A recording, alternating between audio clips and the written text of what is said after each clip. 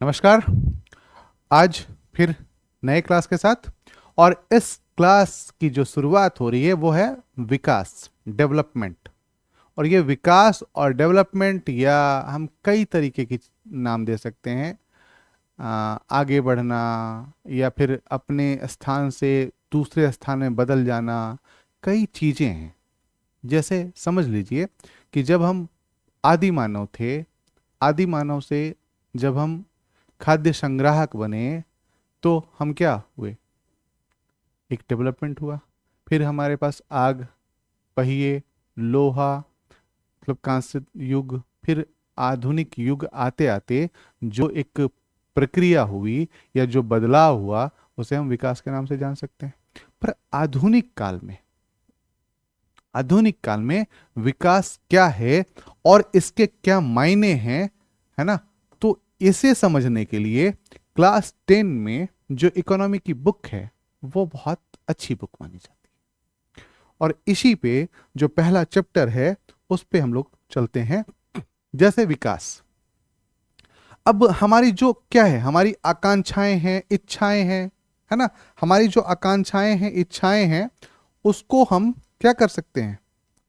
उसके लिए जो हमारी आकांक्षाएं हैं, इच्छाएं हैं, हम क्या करना चाहते हैं, अपना जीवन कैसे जीना चाहते हैं, इस तरह के विचार रखते हैं। कोई देश कैसा होना चाहिए, हमें किन्हीं अनिवार्य वस्तुओं की आवश्यकता है, क्या सभी का जीवन बेहतर हो सकता है, इन सब चीजों की जो बात हम करते हैं, वो क्यों करते हैं? क्योंकि हम विकास चाहते हैं। क्या चाहते हैं? डेवलपमेंट चाहते हैं। किस तरीके का डेवलपमेंट आप चाहते हैं? अभी आप जैसे मान लीजिए, अभी आप इस लेवल पे हैं कि ग्रेजुएशन कर रहे हैं, मान लीजिए, ठीक है, ग्रेजुएशन के में है। तो आप क्या चाहेंगे? या तो आप चाहेंगे पीजी कर लें, या तो आप चाहेंगे बिजनेस कर लें, या तो आप चाहेंगे कि अभी ही जॉब लग जाए, या तो आप चाहेंगे कि गवर्नमेंट जॉब लग जाए। इसमें भी प्राइवेट प्लस गवर्नमेंट, दूसरी दोनों बातें होंगी। या तो आप चाहेंगे कि किसी ऐसे फील्ड में जाए, जैसे मान लो पॉलिटिशियन बनने का सपना हो, पॉलिटिक्स में चले जाएं। तो ये सब हर एक व्यक्ति का सपना तो नहीं होगा, एक व्यक्ति का अलग अलग होगा। लेकिन हर एक व्यक्ति का जो विकास होगा, वो इस पर निर्भर करेगा जो वो सोचता होगा। मान लीजिए मुझे पॉलिटिक्स में जाने का मन है, और मुझे अपॉर्चुनिटी मिल रही है पीजी करने की, तो मेरा विकास मेरे हिसाब से नहीं हो रहा है। विकास तो हो रहा है, पर मेरे हिसाब से नहीं हो रहा है। तो हम जो चाहते हैं, उस क्षेत्र में हम यदि आगे बढ़ते हैं, तो उसे विकास के नाम से जानते हैं। अब यहां पे मामला यह है कि इसमें कई जटिलताएं हैं, कई जटिलताएं हैं कि किसको विकास कहा जाए, किसके लिए विकास है, किसके लिए वो विनाश है।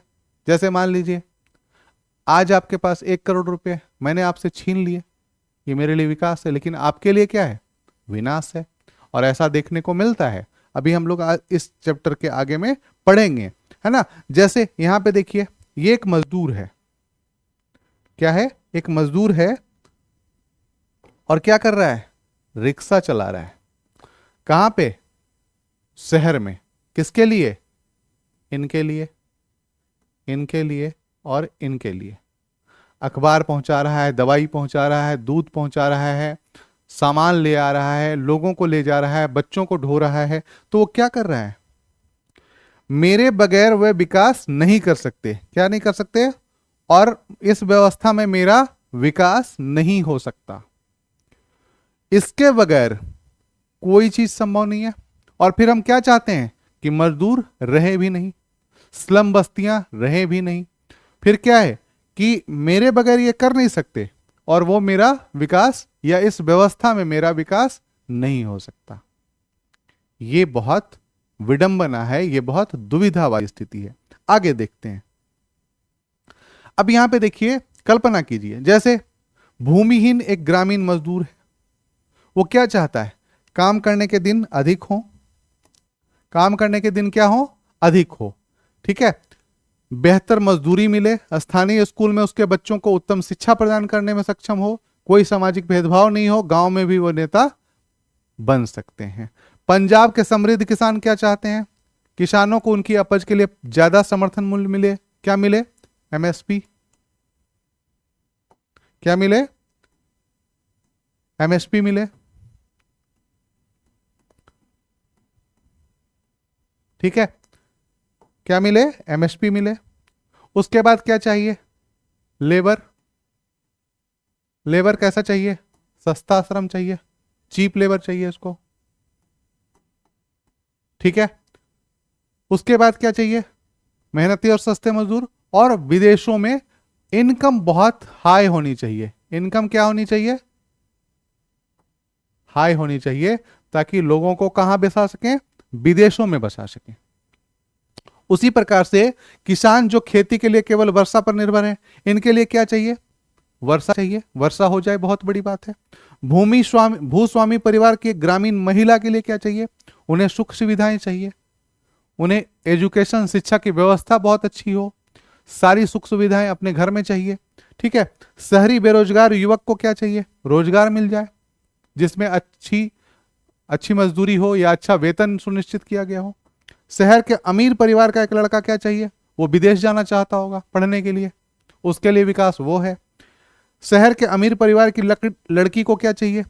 कि जो भाई है उसका, वो जैसे काम नहीं करता घर का, वो भी चाहती है कि बराबरी की हिस्सेदारी मिले, उसे भी पढ़ने के लिए छूट हो, वो भी कभी भी आ जा सके, है ना। नर्मदा घाटी का एक आदिवासी क्या चाहता है?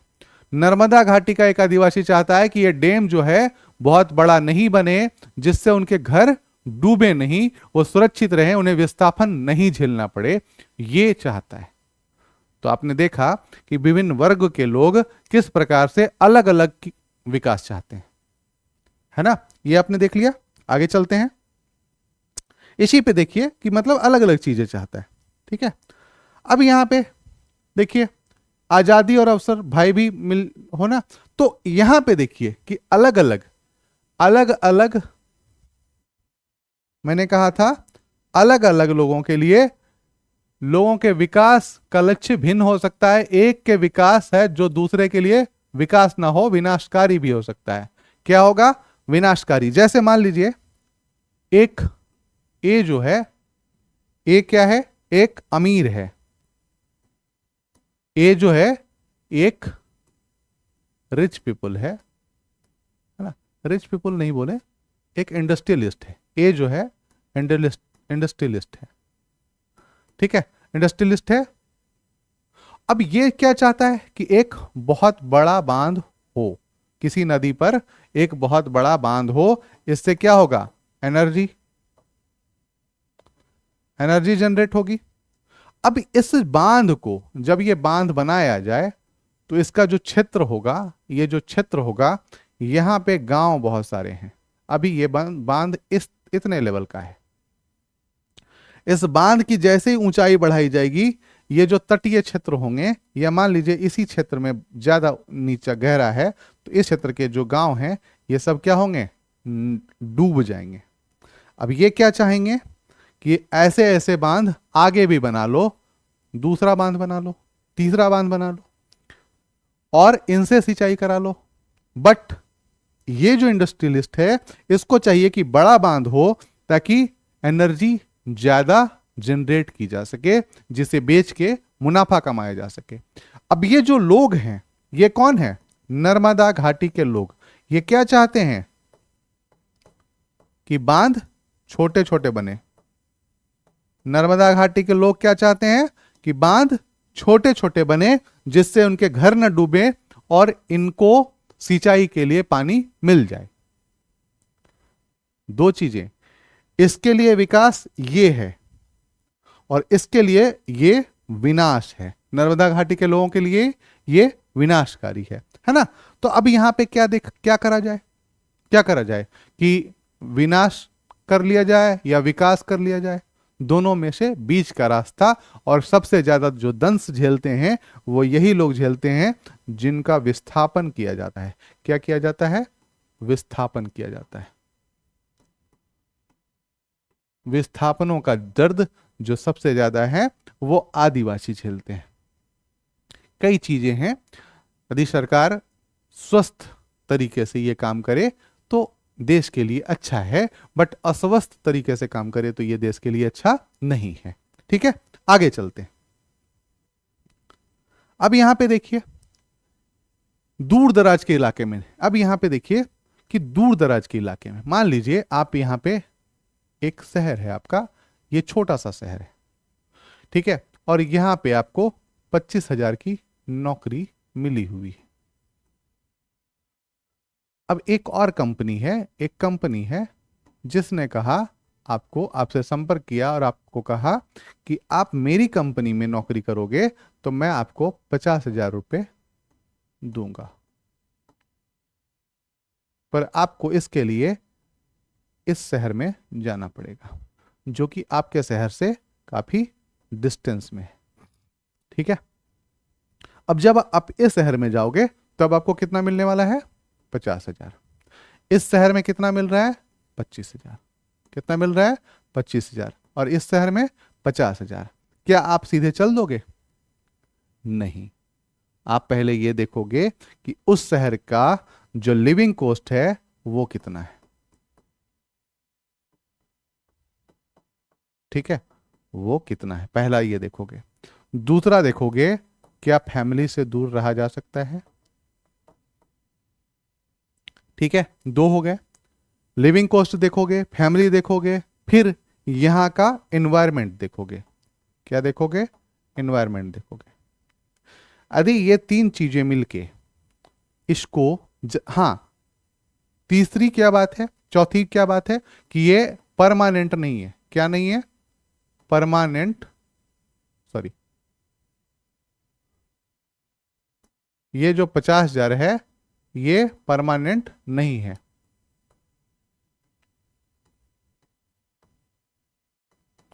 नहीं है, ये परमानेंट है, अस्थाई है। अब यहां पे देखो 50,000 में आपने नौकरी छोड़ दी, लिविंग कॉस्ट यहां की इससे दो गुनी है, तो आप यहां पे जो रहते थे, मान लीजिए अभी किराए के मकान में रह रहे हैं, 5,000 लग रहा था किराया, और यहां का किराया 10,000 है। ठीक है, तो पहला कॉस्ट तो यहां पे जा रहा है, फिर खाने का खर्चा है, और भी चीजें हैं, फिर फैमिली के साथ दूर है, इन्वायरमेंट यहां बहुत खराब है, उसके बाद ये परमानेंट नहीं है, ये परमानेंट है और लाइफ टाइम की गारंटी है। आप सामान्यतः वहां से छोड़ के यहां नहीं जाओगे। क्यों नहीं जाओगे? क्योंकि वो परमानेंट है और बहुत सारी चीजें देखी जा रही हैं, और जब कार्य की सुरक्षा नहीं हो, परिवार के लिए पर्याप्त समय ना मिले, स्वतंत्रता की भावना कम हो जाएगी और आप वहां पे नहीं जाओगे। तो आपके लिए ये विकास है? नहीं है। यहीं पे आपको 35,000 मिलना शुरू हो जाए तो ये आपके लिए विकास है। ठीक है, यहां 50,000 मिल रहा है पर यह विकास नहीं है, ये ध्यान रखिएगा। अब यहां पे आता है कि ये तो हो गया व्यक्तिगत लोगों के लिए। व्यक्तिगत लोगों के लिए ऐसे तो हमने देख लिया।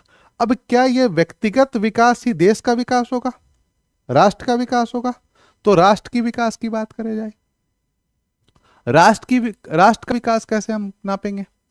तो राष्ट्र में क्या देखेंगे कि वो कितना तरक्की कर रहा है, किस तरीके की चीजें लगा रहा है। तो आखिर क्या होगा? जैसे मान लीजिए कई बार ऐसा होता है कि मैं आपसे ज्यादा समृद्ध हूं, भले ही आप किसी भी पोस्ट पे हो, भले ही आप किसी भी पोस्ट पे हो, मैं आपसे ज्यादा समृद्ध हूं। ये ऐसा कौन कह पाता है जिसे निश्चितता होती है? निश्चित है वो, कोई मतलब नहीं है, वो एकदम से निश्चिंत है कि कौन सी चीजें आ रही हैं, क्या इनकम ऑफ सोर्स है, क्या सोर्स ऑफ इनकम है। मान लीजिए सोर्स ऑफ इनकम पक्का है, क्या सोर्स ऑफ इनकम पक्का है उसका। ठीक है, रहने के लिए घर है, ठीक है, और सारी सुविधाएं हैं वहां पे। और आप क्या है, दूसरी बात इसके साथ साथ क्या है, फैमिली बहुत शानदार है। क्या शानदार है?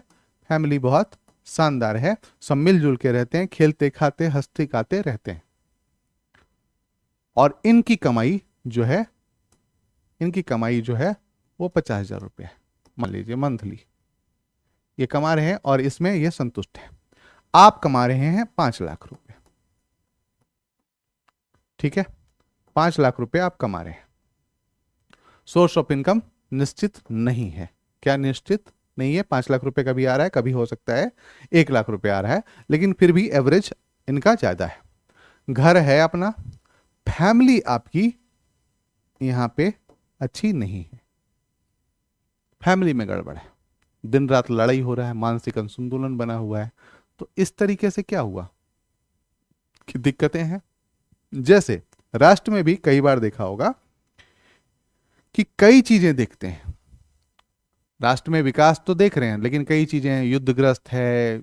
जैसे मान लीजिए कि आपको आमदनी बहुत है कहीं पे, जैसे सऊदी अरब, क्या आप अस्थायी रूप से वहां बसना चाहेंगे? नहीं बसेंगे। बहुत सारी ऐसी चीजें हैं जहां पे आप नहीं बसना चाहेंगे, बट इन चीजों को हटा के फिर कोई ना कोई तो पैमाना हमें लेना पड़ेगा कि आखिर कैसे नापें। तो हम क्या करते हैं फिर? नापते हैं। क्या नापते हैं? तो इनकम। किस चीज, किसकी इनकम? तो उस देश के सभी निवासियों की इनकम, जिसको हम राष्ट्रीय आय के रूप में जानते हैं। क्या जानते हैं? राष्ट्रीय आय के रूप में जानते हैं। आय के रूप में हम जानते हैं, जिसको हम नेशनल इनकम के रूप में जानते हैं।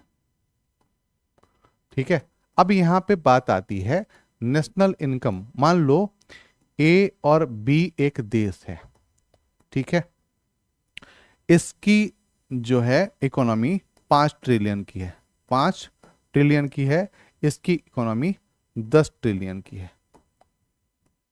ठीक है, अब यहां पे बात आई कि कौन समृद्ध ज्यादा है, 5 ट्रिलियन वाला या 10 ट्रिलियन वाला।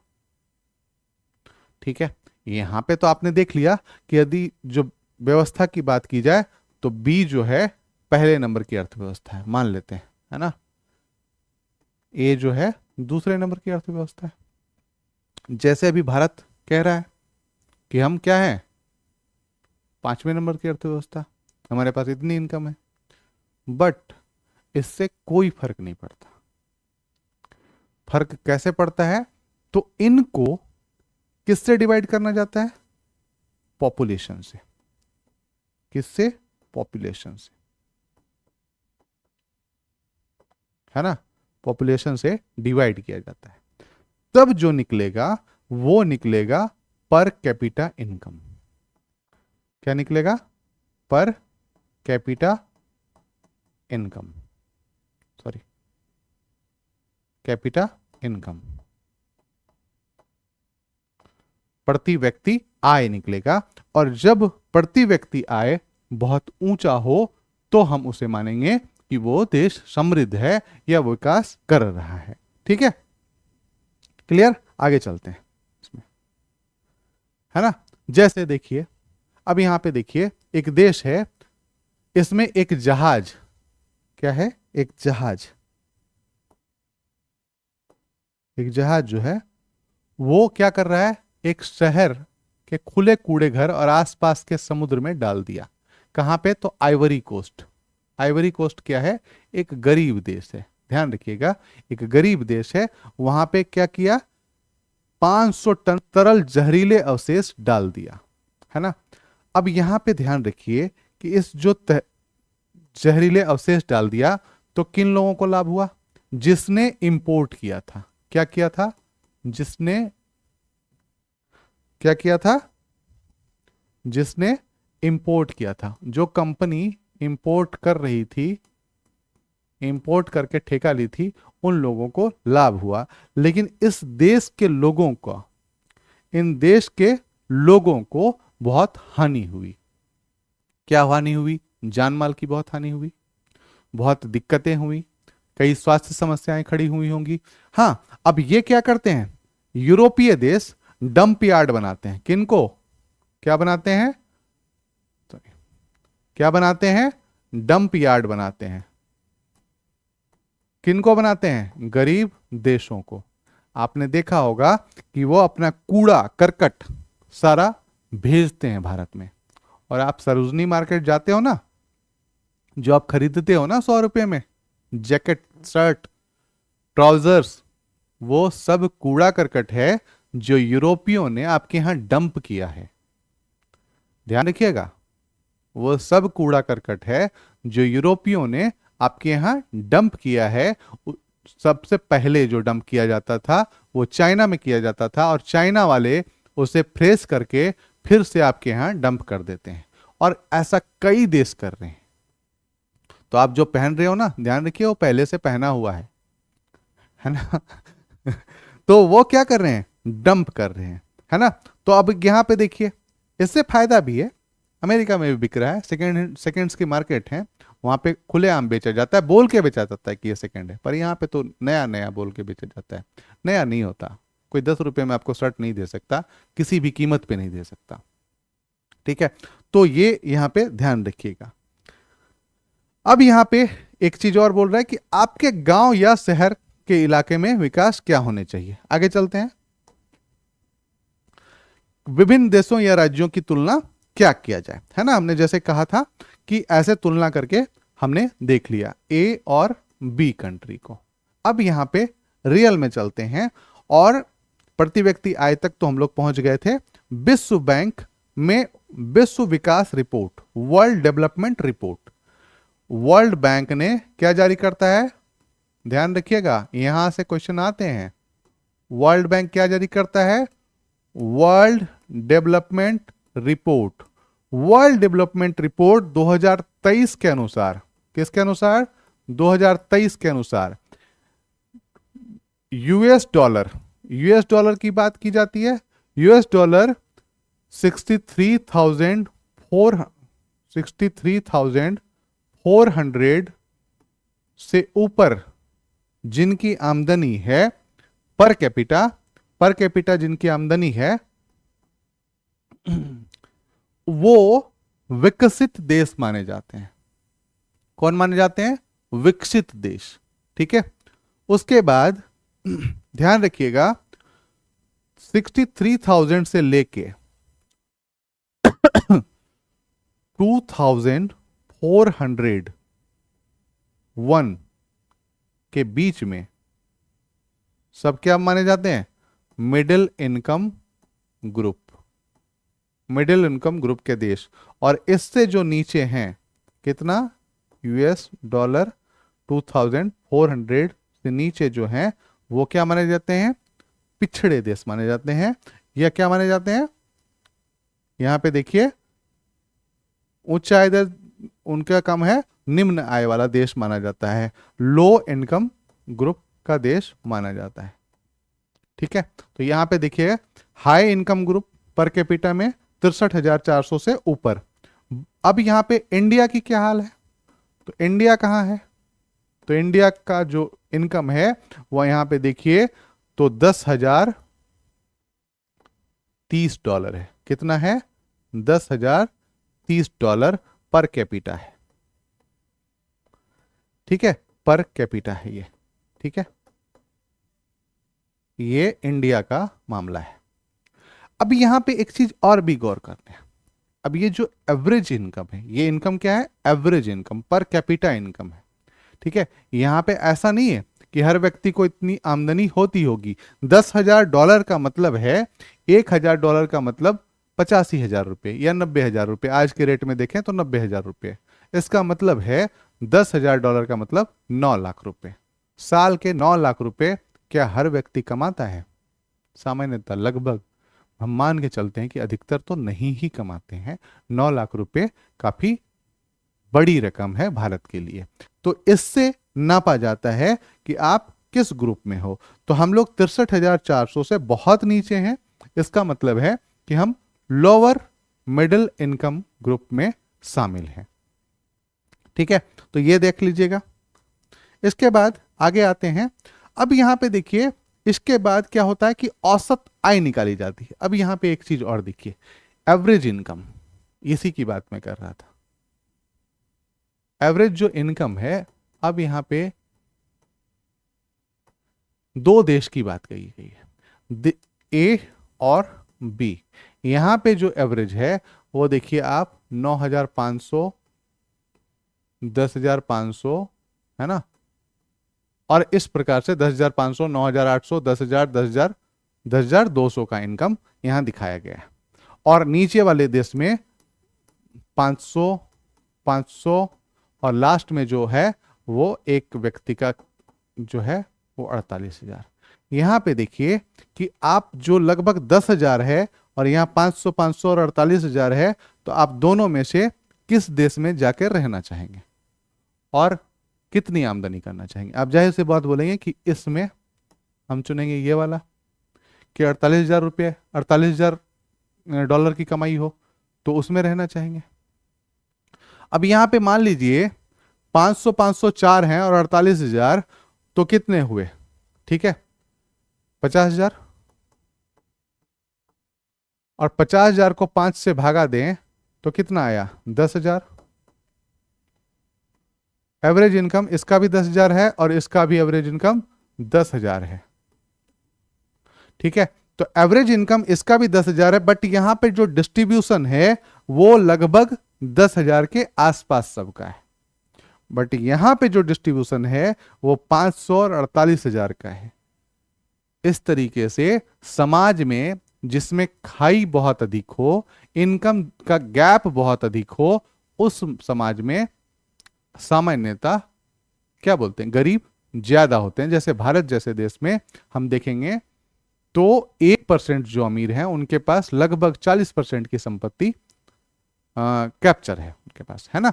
तो इस तरीके से जो हमारा देश है वो इसको रिप्रेजेंट करता है। बट रसिया जैसे देशों में सामान्यतः इस तरीके की चीजें हैं। ठीक है, तो ये आपको क्लियर हो गया होगा। अगला पार्ट हम जब चलेंगे आगे, जैसे है आय और अन्य मानदंड के बात में हम करेंगे, तो ये जो पार्ट होगा वो अगला होगा। और आज तक के लिए मैं इतना ही रहने देता हूं ताकि आप इसे दोबारा से अच्छे से पढ़ के समझ लें। फिर मिलते हैं अगले पार्ट के साथ, तब तक के लिए धन्यवाद।